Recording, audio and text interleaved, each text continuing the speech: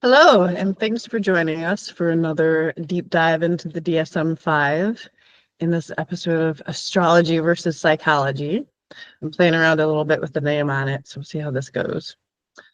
And today we're going to be looking into all sides of bipolar disorder and what that looks like through the astrological lens and through the psychology lens and how we can learn from each other, essentially. To, just have a better handle on what it's like living on this floating rock, in these bodies with these emotions and all of these things. So without further ado, I'm going to get into the planet. Like, as soon as I hear bipolar, right, it's the two extremes, the extreme ends. And so Venus comes to mind. So Venus is love, beauty, money, harmony, peace. She's diplomacy and keeping everything sort of level and steady. She's the planet that rules Taurus, which is very much about keeping things stable, and the bull energy, and also Wall Street, right, with the bull and money. But she also rules Libra, which is the scales, so that balance or imbalance, which often happens. So what I went into this expecting was to find, and what I've seen in the charts of clients I've had who have this diagnosis, is something to do with that Venus. She's going to be prominent, something's going to be talking with her in some way. Usually the more severe the diagnosis or the more detrimental, it's going to be a closer conjunction of something or an opposition, or like a square, like something will be off with something prominent.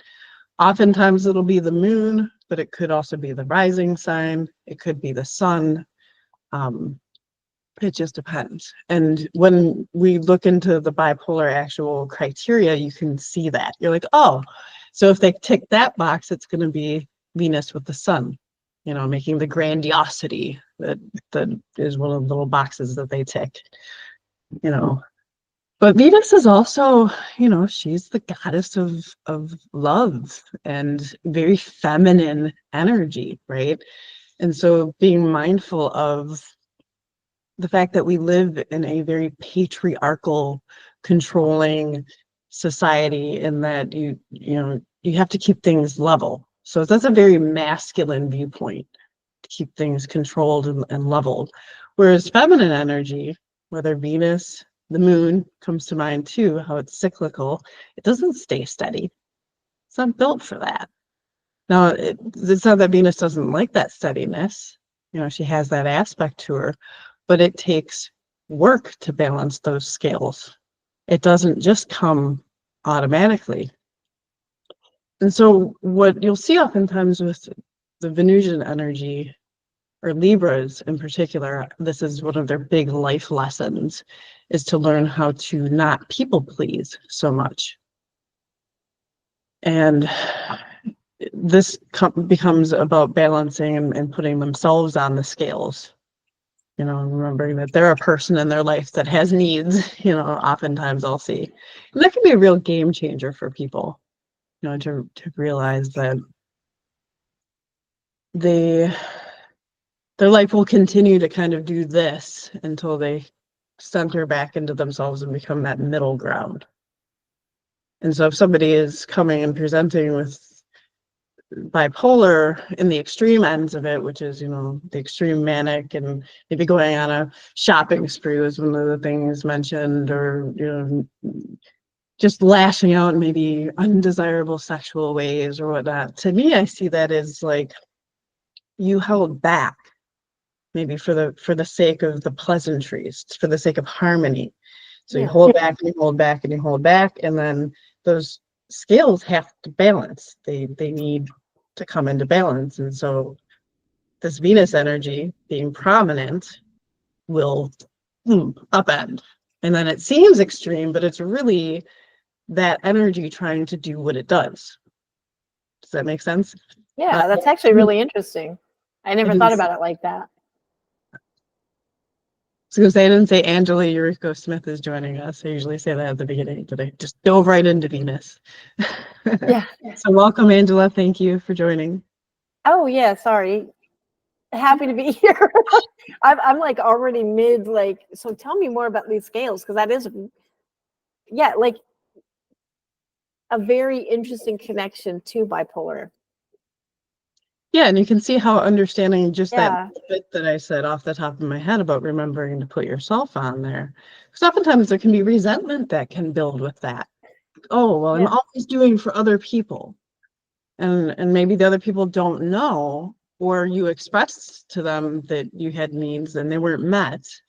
And so, for the sake of harmony, you'll often hold it in until there's an acting out. So in the moment, it seems like it's the only thing that you can do to make things right, you know? And then comes the other end of it, the more depressive episodes where it's like, oh, I did that thing, and now it's socially unacceptable. And Venus does want to be liked. She's like, look how beautiful I am, right? Yeah. But she's also about self-worth at the end of the day. That's what I love about this energy. Yeah, she can look all nice, but she's like the goddess, the empress energy in the tarot. That there's that inner knowing of I'm beautiful on the inside as well as the out.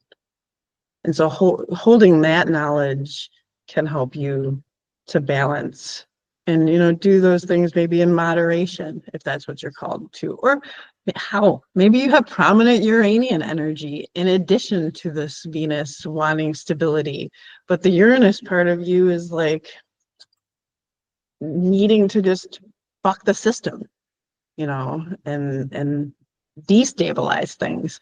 And so then that's where, again, knowing your astrology chart can help you to say, okay, I have these two energies and they're competing.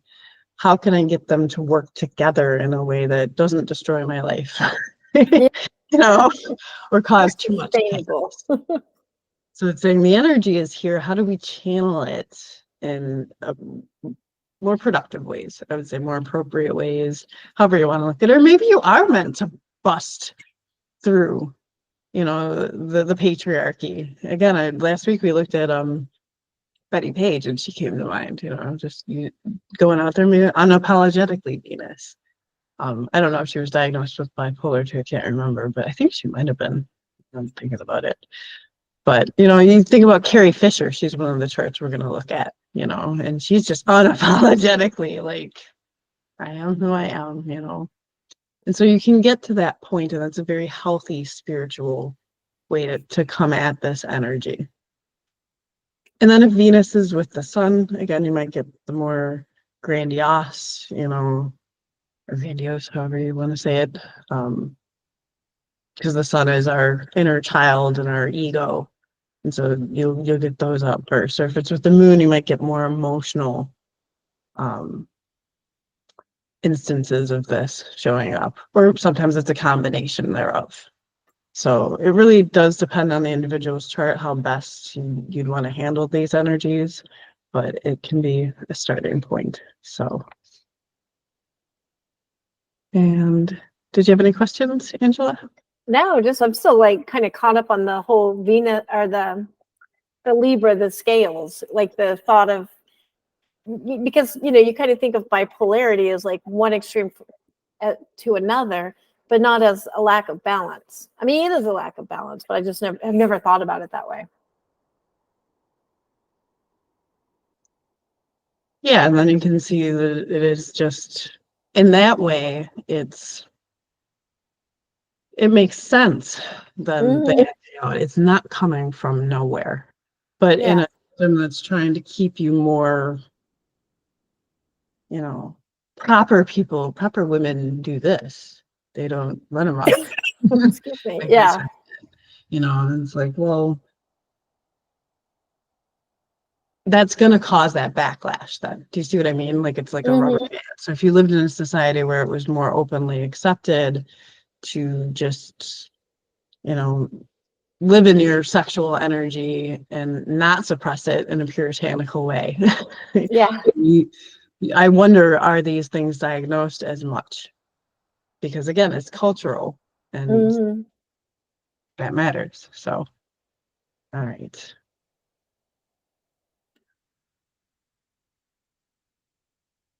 So I'm just going to skip through here real quick. We've got, you know, the usual language of needing to meet so many of these criteria to be diagnosed. And the manic episodes are abnormally and persistently elevated, expansive, or irritable moods. Again, if you've been like keeping things in, these outbursts make sense. Yeah. An increased goal-directed activity or energy. So if you're down, but then you suddenly feel like doing something, this is apparently can be seen as a problem, which I find interesting. Yeah. But it feels very, well, I was going to say it feels very normal. But that's the way we are. Yep, and the inflated self-esteem or grandiosity that we talked about could be Venus with the sun, Venus and or even just Sun and Libra can give this sort of energy. So can Sun and Taurus. So I'm not saying that all Tauruses and all Libras have this, but if they have other factors, this can be a contributor. Decreased need for sleep. So feeling rested after only 3 hours of sleep. I'm like, this is this is a problem. You know, and it could be that, you know, during one of these manic episodes, you're allowed to kind of be more authentic. And so you feel better. You're like, let it all out, you know, and so you're able to rest more. And I wonder about that. You're more talkative than usual, or feeling pressure to keep talking. Again, I just think of like the demure female who's supposed to just sit there and not say much. And I'm like, oh, did we like get that into our culture somehow? But again, like Venus being with Mercury could also then have that aspect to it. So it'll be interesting when we look at the charts to see some of these things. And then increase in goal-directed activity, either socially, at work, at school, or sexually, or psychomotor agitation. I love these words they use. Purposeless or non-goal directed activity. So this one cracks me up because what it's essentially saying is if you have increased activity at all. Yeah. But they do it in such a long-winded way. You know, it's like either you have a goal or you don't, and you're doing stuff spontaneously. Oh my goodness. Let's clutch my pearls. And what be comes spontaneous, to mind, ladies. yeah. What comes to mind with this is the character of Harley Quinn, especially as she was first presented, you know, and she's literally, I have my Harley Quinn mug partially for this reason, and my Harley Quinn shirt. You know, she's the dual nature, right? So she can go from being super manic and happy and jovial and, you know, getting into mischief, and then into super depressed. You know, oh, it didn't go the way, or it's no fun, you know. So, and then excessive involvement in activities that have high potential for consequences, you know, send you to Arkham. Yeah. Oops. And then the mood disturbances sufficiently severe to cause marked impairment in social or occupational functioning or necessitate hospitalization to prevent self-harm. Now, again, you're gonna get more of your extremes the tighter this energy is, or the more low vibration it is. So we're all a spectrum. If you're in the lower vibration and you have a tight conjunction versus the higher vibration, those things are going to look very different. So then it comes to, can psychologists help on that spiritual level raise people up? And they do this whether they realize it or not in a lot of ways, to find that level of self-acceptance so that the people can feel balanced. Medications will do this artificially for a little while, right? Yeah. We'll just suppress those parts of you, and you'll see that it'll cause all kinds of trouble to the system. Or people that are bipolar and suppress it for too long, it can cause illness over time. You know, because they're essentially not balancing out these things. So, and then, you know, obviously they can't be on any substances that are acutely causing this. So that makes sense. Then this essentially says the same thing. So I'm not sure why they make a distinction between the hypomanic. I would think that hypo would mean lower, you know, a lower manic instance, but in this case it isn't. So this pretty much says the same thing. And then you get into the depressive episodes, which I don't think we need to go into everything here. It's just, you know, you're more depressed than not, lose pleasure in activities. So Venus is also the tangible things in life. Like she rules things like gardening and the finer things, wines and chocolates and like indulgence in this mortal world. Like that. Yeah. She's like, yes, we're here, we're incarnated. Let's make it beautiful. You know, let's make it beautiful, you know. And so if she's not happy, basically if your Venus isn't happy, she will keep the peace for so long. And I've seen this time and time again in clients and in myself. And then if wherever your Venus is in your chart, if that energy is not properly addressed, she will lash out. And it'll be like that wife that's been, you know, taking crap for 20 years and then all of a sudden she just leaves and people are like, what? I thought things were fine. And then it's like, no. Like her Venus was suppressed for so long. And so she just decided one day, seemingly decided, but it really had been building. And so that can be another aspect of this that maybe isn't the day-to-day as volatile, but it can be, you know, a lifetime to build up, or part of a lifetime. So yeah, it's interesting to know there's different degrees on this. So insomnia or hyperinsomnia. So again, if you're expending all this energy, that makes sense. You need the downtime, just like we talked about with the neurodivergence, expending a lot of mental energy. They need more downtime. So it's a hyperactive Venus in a lot of cases, or a very pissed off Venus, is what I would say. She doesn't want to play nice anymore. She doesn't care about your rules. She wants, you know, she's going to balance things one way or the other, and you can just step aside. yeah, So, yeah, that's going to upset the apple cart. What is that? Hell hath no fury. yeah. You know. So yeah. Let's see. And then there's suicidal ideation. I recall seeing something like, and this was in the DSM-5 too, but I don't have a snapshot of it, but it's something like people with bipolar are 25% more likely to actually commit suicide, like of that group. Oh, wow. So, and you can, you know, again, you can see that when they're trying to live life by other people's rules and not that authentic self, because in astrology, our soul is at the end of the day what it's all about. Mm-hmm. Doing things that are suppressing that over and over again, it's like, what's the point? So if people were to come to me or any astrologer, any spiritual guru, anything, you know, Yeah. for guidance, that's usually the first place they go. Even psychologists will oftentimes go to the inner child, right? We do that work. And from there, then you get into balance. And then life becomes fun because that is the inner child and the sun energy too. It's fun, you know.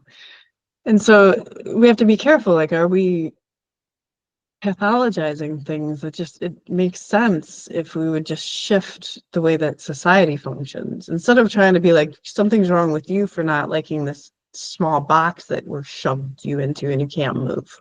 Mm-hmm. You know, Yeah.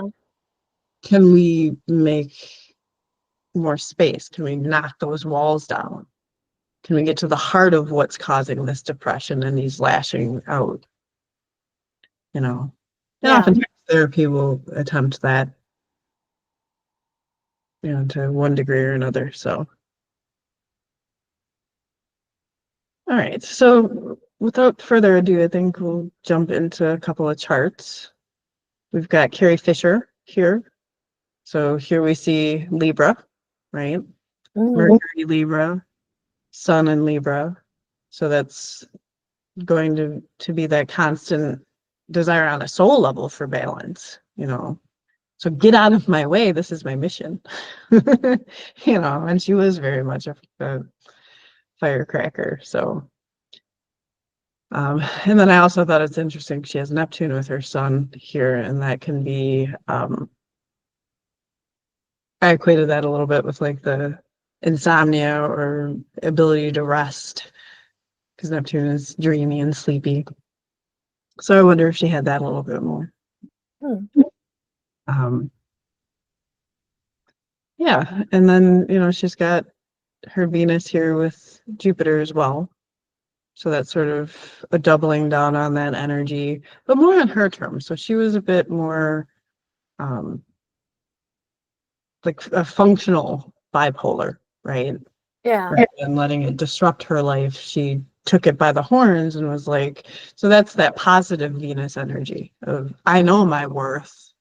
Yeah, I know I look good in this bikini, you know, and I'm going to use it to my advantage, you know. And she also had a heavy Capricorn energy though too, which is taking charge, and that Yeah. Lilith too, which is interesting, which is, you know, the divine feminine, wild feminine in us. So that embracing of that rather than letting it be like, okay, fine, yeah, put me in a straitjacket. You know, she was like, oh hell no. I'm not taking that. So what else we got here? So Catherine Zeta Jones is Zeta Jones, right? Uh she's got a lot of Libra energy too. So there's that back and forth, and then with the Uranian kind of snuggled up in there too. That's going to be your quick volatile, seemingly out of nowhere. Yeah. Like, okay, I got to balance these scales right now, and I know you may not understand, but I do. And if I don't do it, it's going to weigh on me, or it has been weighing on me, right? Yeah. So there's that, and you know, she's fiery. Definitely got a lot of fiery energy with that Sagittarius rising. So I like her. Tend to like that take no crap type. And we need that too. We need that in our society. Yes, exactly. So Ernest Hemingway is said to have had bipolar, and being a writer, I just thought I'd bring him up.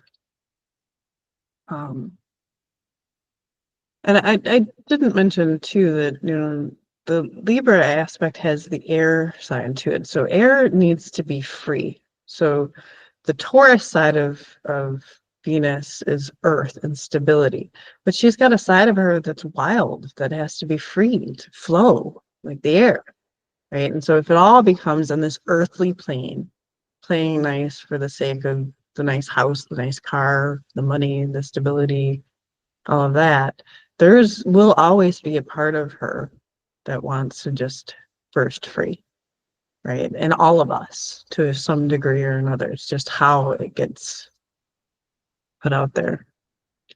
So when I look at this, I'm like, we're all a little bit bipolar, Mhm. you know, at the end of the day.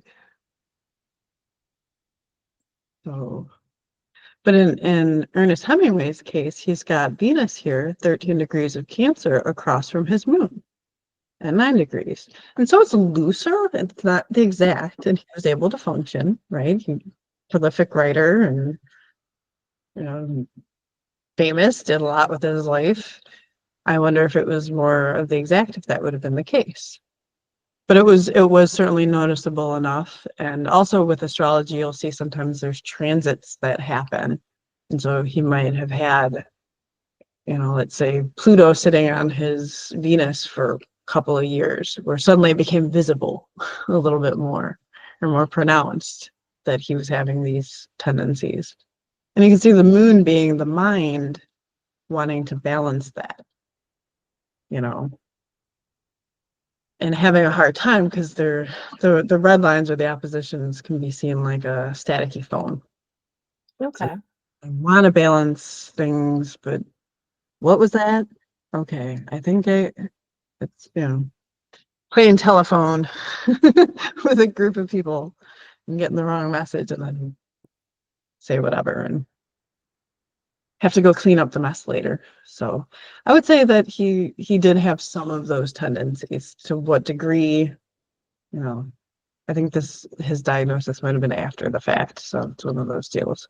Jimi Hendrix, right? Again, we see Venus with his sun, Venus with Mercury.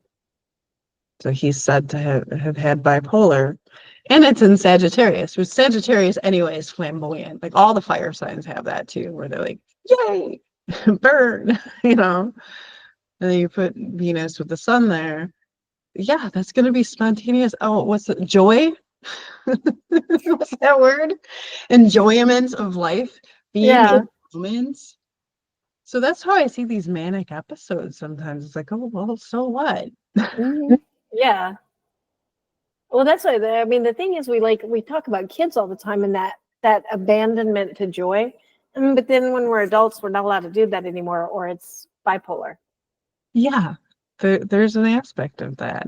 Mm-hmm. Like, well, and again, I get that if it gets to be too disruptive, like you Mm-hmm. gamble away everything you had on one bet on a horse, like, but that's also living, right? Yeah. Like that's experiencing it. And Venus is like, it's only money. Like Venus is a very abundant energy when you tap in on the high frequency. Like she's like, there'll be more. Mm-hmm. You know, so there's that feeling in the moments that the bipolar person does these things where it's like it'll work out, it'll be fine. And if you're in the higher vibration, maybe that's the case, you know, and maybe you don't Yeah. get stamped with that, but you get stamped with they're a risk taker, they're bold, right? One wonders. Kurt Cobain. So we've got here, you know, he's got an opposition. He had a lot going on. You can see this, right? Just Yeah. in his first house, in his seventh. Like whenever you get a lot of planets conjuncting each other, they really mix up their energies and it can be a bit of a chaotic swirl, you know, because they're dancing. It's like a hoedown. Yeah. Constantly back and forth. And it can be great for like tapping into different energies and getting along with different types of people, all that sort of thing. But it can be very hard too because you feel pulled in many different directions. And so here again, we see Venus sitting with Saturn, which can be very depressing. Can be very like, you have to do it this way. No fun for you is Saturn energy. And so then you get a lashing out. And Venus in Pisces, by the way, is going to be much like that's your idealistic, very much artistic energy.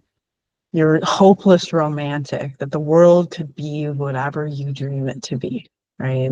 Yeah. You get the harsh reality of Saturn being like, but it's actually like this though, you know. And so we talked, I think last week it was about the tendency for the Pisces energy to go into delusions and really drug use because you're trying to escape reality. So, you know, knowing Kurt Cobain's history, right? Yeah. But yeah, he had a lot going on with his Venus, but then it's also directly opposing his exact conjunction, if you can see this, 23 degrees and 23 degrees with Uranus energy. So that's sudden, you know, Yeah. that's his very much spontaneous, have to live life by his own rules. You know, at the same Yeah. time, though, he's in opposition to that Venus. Play nice. No, don't go off the cuff and say and do that thing that you really, really feel like doing. And Uranian energy is truth and authenticity. And if you're trying to play nice, and Saturn is a father figure type. So I could see there being like that suppression of that with him.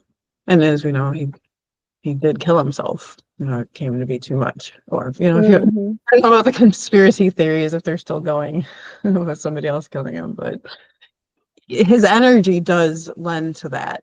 But I could see him just spontaneously being like, screw it. So not to depress everybody. Yeah. Um, and Mariah Carey too. So she's said to be bipolar. What do we see? Well, again, with her, we've got Venus with Saturn. So that's going to be very restrictive on that Venusian energy. And it's in Aries. And Aries is fiery. I want to do this. Venus in Aries on her own, get out of my way, right? The bitch is back, right? But you put Saturn there, right on there. Like, makes her very driven on the one hand. Like, she knows what she wants and she's going to go out and get it. But that also can be restricting of that, of maybe her own needs in the moment for that pleasantness. And then okay, screw this. I'm doing what I want. I don't, regardless. It's like we talked a couple of weeks ago about Mars, Saturn, and Saturn being the brake and Mars being the gas pedal, right? Yeah. So you look at Saturn here, kind of almost putting a burqa on Venus, right? No, you can't do that. Well, in the higher vibration of this is, I'm going to do it. I'm going to do it fabulously. I mean, like, it's Mariah Carey. Mhm. You know who she is. So that's how she chose to take this energy. And it's in the 12th house, which is an artistic house. And be seen whether or not, and I'd be interested, I don't know her history. I'd be interested to see if in her early years she was more covered up and suppressed. Yeah. See that, like, really taking of her voice that she came into. Well, I think I really don't remember too well, but I think she was came from an abusive relationship with a husband or something. Wasn't that Mariah Carey? I'll look it up now. I'm not sure. I don't know a whole lot about her. Yeah. Um, then we got Russell Brand here too. He's talked about his struggles with addiction and bipolar and stuff before. So, and we again see that it's a looser conjunction with that Saturn on the Venus. And then also 28 degrees for his rising. So the body part of the mind, body, soul with Venus at 27. So that's a direct opposition every day. Like there's a feeling of just me being here is causing disharmony, right? My Yeah. physical existence here on this planet disrupts things. And I have to try to play nice and balance with that, right? And so it's a constant. This one's a tough one because it's close. And so he dealt with that in his ways, right? But at the same time, because these are staticky lines, you can fine tune it over time, which he's done and taken that higher road. And now he has this very empathic, because it's Venus in Cancer, way of connecting with people over some of the things in his past, which is also Cancer. So you can transmute all of these energies. And so I'd say if you have a diagnosis of bipolar and it's gotten you down, or you stumbled on this and kind of you're just in search of guidance, spirituality can be a really good place to go to understand these energies and work with them. And, really Venus is that inner goddess and that inner empress energy, whether it's male or female, right? And there we go. That is it. It's very cool to see how, and I really like how you're kind of presenting the interplay of this with society? Like, how is this seen then, typically? Like, how does this interact with society at large? Yeah, because at the end of the day, that's what all these disorders are, right? It's Mm-hmm. not going with the established order.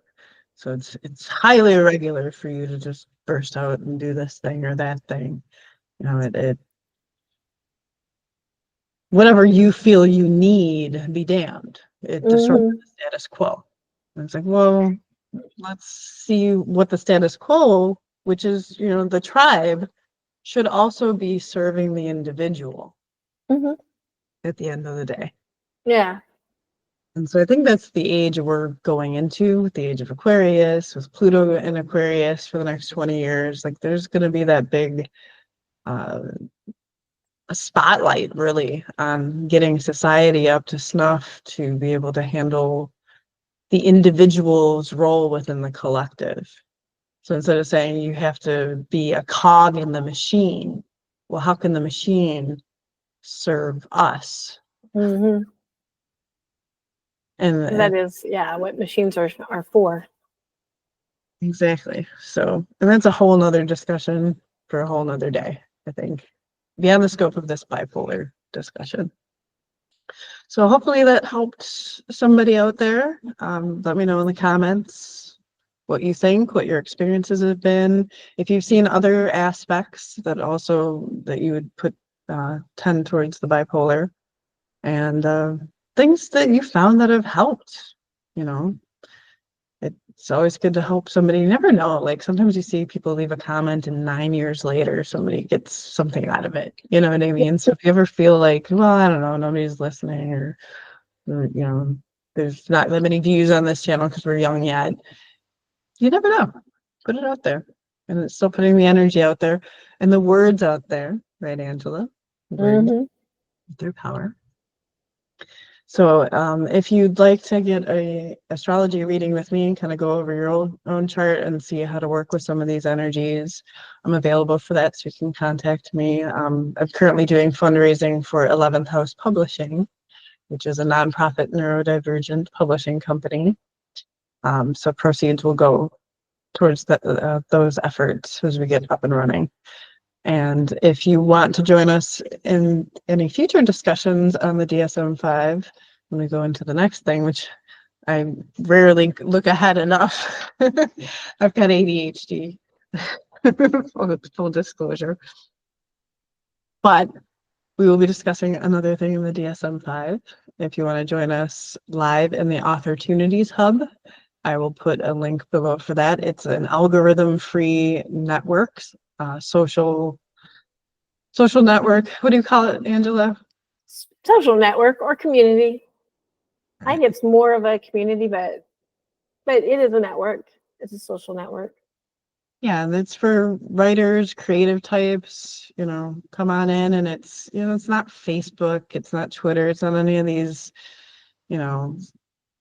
constantly trying to sell you this or that, or sow discord. It's more free and open, and I'm enjoying it. So we go live there every Wednesday at 6:30 Central Time. And we'd love to have you on the next discussion. So until then, we're going to say goodbye, Angela. I don't know. I was going to say thank you for doing this. Thank you for covering all this interesting information and bringing it out for us. Well, you're welcome. And everybody, enjoy the rest of your day and go make some mischief. Have some fun. Embrace your Harley Quinn. Exactly. All right. Bye-bye.